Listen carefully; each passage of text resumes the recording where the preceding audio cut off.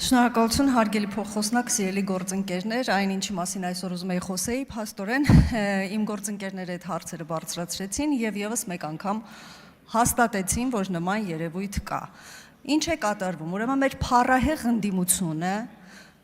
շրջան առ շրջան, մարզ առ մարզ, Երևան քաղաքի թաղամաս առ թաղամաս շրջում է եւ մարդկանց լուրջ դեմքով համոզում է, որ հունիսի 7-ից հետո այլևս չի լինելու ոչ առողջության ապահովագրությունը եւ ոչ էլ կենսաթոշակների այս 10,000 դրամով բարձրացումը, այսինքն դրանք չեղարկվելու են։ Ես այստեղ նախ ուզում եմ ամենայն պատասխանատվությամբ սիրելի հայրենակիցներ, ազգային ժողովի ամբիոնից հայտարարել, որ երկուսն էլ անշրջելի իրողություն են։ Եվ այո, այստեղ կա մեր մեղքը, որովհետև եթե 5 տարի շարունակ մենք այստեղ թուրք դավաճան դիսկուրսից դուրս եկած եւ կառուցողական քննարկումներ ունեցած լինեինք,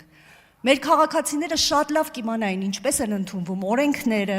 որոշումները, ինչն է հնարավոր չեղարկել, ինչը հնարավոր չի չեղարկել։ Եվ այո, այստեղ մենք մեղավոր ենք, որ մեր քաղաքացիները իրոք հավատացել են եւ իրոք անհանգստացել են։ Քաղաքացիներ կան, որ դիմում են, քանի որ առողջության ապահովագրության շրջանակներում քաղցկեղի բուժման համար պետությունը տարեկան կտրվածքով տրամադրում է 1.200.000 դրամ քիմիոթերապիայի եւ քաղցկեղի բուժման դեղամիջոցների համար, գիտեն մարդիկ, որ դա այլևս հունիսի 7-ից չի լինելու։ Չկա նման բան, ամեն ինչ լինելու է, թե կենսաթոշակը եւ թե առողջության ապահովագրությունը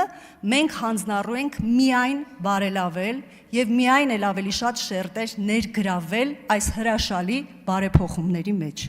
Էնպես որ սիրելի քաղաքացիներ, մի անհանգստացեք, ամեն ինչ նորմալ է, այլ հարց է, եթե այդ ընդդիմությունը ձեզ նախապատրաստում է, որ ինքն է իշխանության գալուց հետո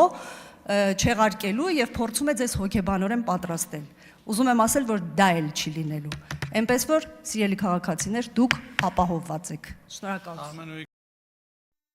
Հավանիչ տեսանյութը եւ բաժանորդագրվիչ նորությունները բաց չթողնելու համար։